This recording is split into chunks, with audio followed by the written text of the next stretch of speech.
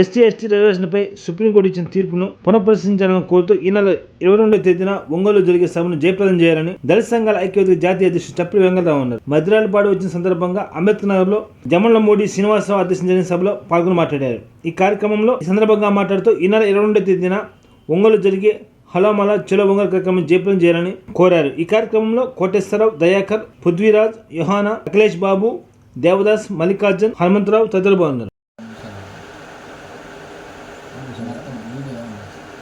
వ్యతిరేకించండి SC ST రిజర్వేషన్పై supreme court తీర్పును. వ్యతిరేకించండి SC ST రిజర్వేషన్పై సుప్రీంకోర్టు ఇచ్చిన తీర్పును. వ్యతిరేకించండి ఎస్సీ ఎస్టీ రిజర్వేషన్పై సుప్రీంకోర్టు తీర్పును. ఖండించండి మోడీ చంద్రబాబు కుట్రలను. ఖండించండి మోడీ చంద్రబాబు కుట్రలను. ఖండించండి మోడీ చంద్రబాబు కుట్రలను. వ్యతిరేకించండి ఎస్సీ ఎస్టీ రిజర్వేషన్పై సుప్రీంకోర్టు తీర్పును. జోహార్ డాక్టర్ బాబాసాహెబ్ అంబేద్కర్. జోహార్ డాక్టర్ బాబాసాహెబ్ అంబేద్కర్. కొనసాగిస్తాం అంబేద్కర్ ఆలోచన విధానాలను. కొనసాగిస్తాం అంబేద్కర్ ఆలోచన విధానాలను. 1997 సంవత్సరం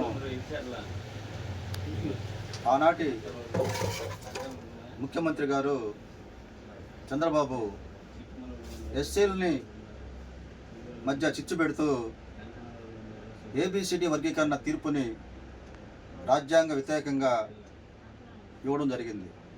ఆ తీర్పుని అన్ని రాజకీయ పార్టీలు, అన్ని విప్లవ పార్టీలు, వామపక్ష పార్టీలు అందరూ కూడా ఆ తీర్పుని మద్దతు ఇచ్చాయి.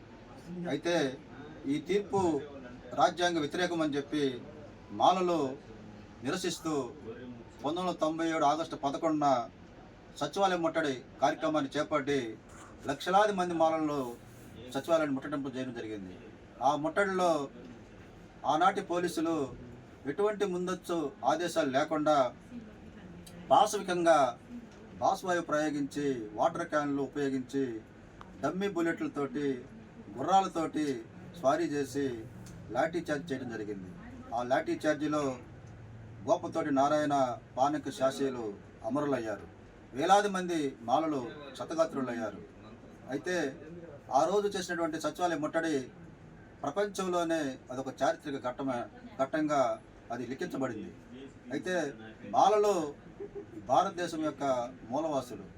మాలలు ఎవరి యొక్క సహాయ సహకారం లేనప్పటికీ కూడా మాలలు అంబేద్కర్ వాదంతో ఈ భారతదేశంలో మనువాదం మీద కొన్ని వేల సంవత్సరాల నుంచి పోరాటాలు చేస్తూ ఉన్నారు.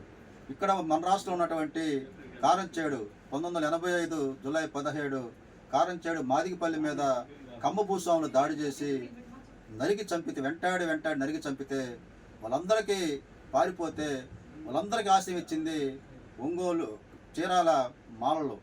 వాళ్ళందరికీ మాదిగలకు ఆశ్రయం ఇచ్చి వాళ్ళని కాపాడితే ఆ మాదిగ ఏదైతే ఆ దాడి ఉందో ఆ దాడిలో మాల మేధావులు కత్తి పద్మారావు గారు, బొజ్జా తారకం గారు, గద్దరు, ఈవి చెన్నయ్య గారు, జేబీ రాజు గారు, వీళ్ళంతా మాల మేధావులు ఆ కారంచేడు సంఘటన మీద స్పందించి ఒక ఉధృతమైనటువంటి దళిత ఉద్యమాన్ని రూపొందించి ప్రపంచవ్యాప్తంగా ఉద్యమాన్ని తీవ్రంగా చేయడం జరిగింది. ఒక్క మాదిగ కూడా ఎక్కడా కూడా కారంచేడులో పనిచేయాల. మాదిగల మీద దాడి జరిగిన, మాలల మీద దాడి జరిగిన, బీసీల మీద దాడి జరిగిన, ముస్లిమ్స్ మైనార్టీల మీద దాడి జరిగినా కూడా మాలలే ఈ రాష్ట్రంలో అయితేనేమి భారతదేశ వ్యాప్తంగా పనిచేస్తూ ఉన్నారు.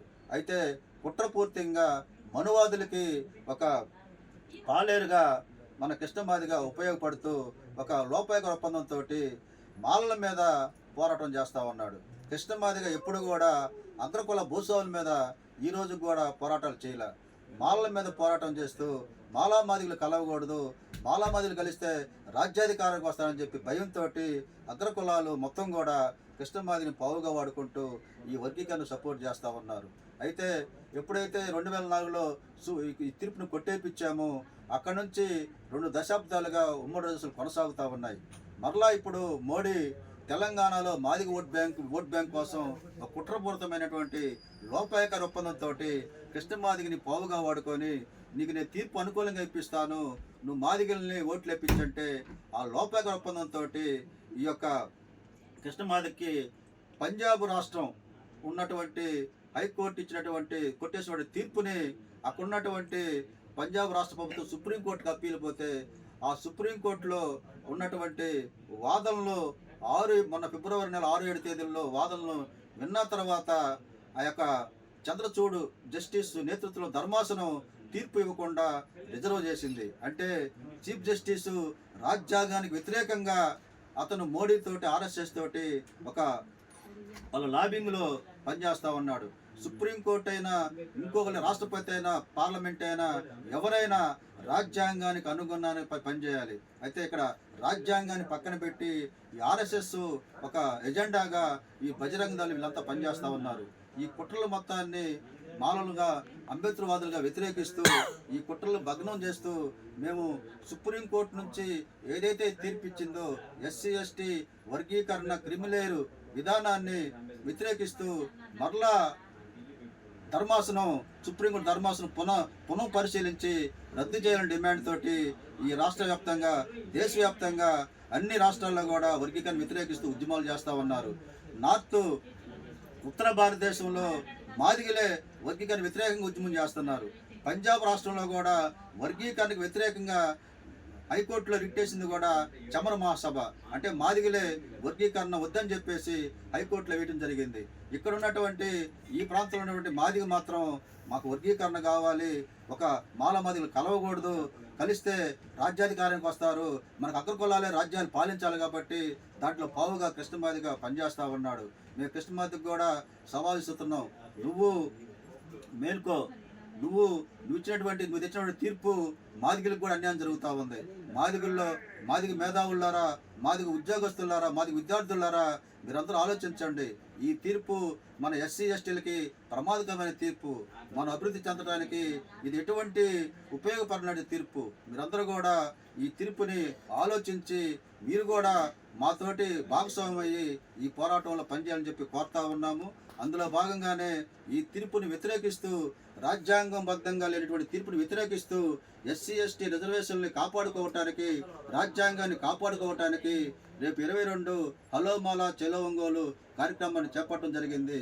అందులో భాగంగా ఉన్నటువంటి మాల మేధావులు, అంబేద్కర్వాదులు అందరూ కూడా ఈ పోరాటంలో భాగస్వాములయ్యి రాజ్యాంగాన్ని కాపాడుకోవటానికి మీరందరూ భాగస్వాములు కావాలని చెప్పేసి పిలుపునిస్తా ఉన్నాం. జై భీమ్, జై మాల, జై అంబేద్కర్.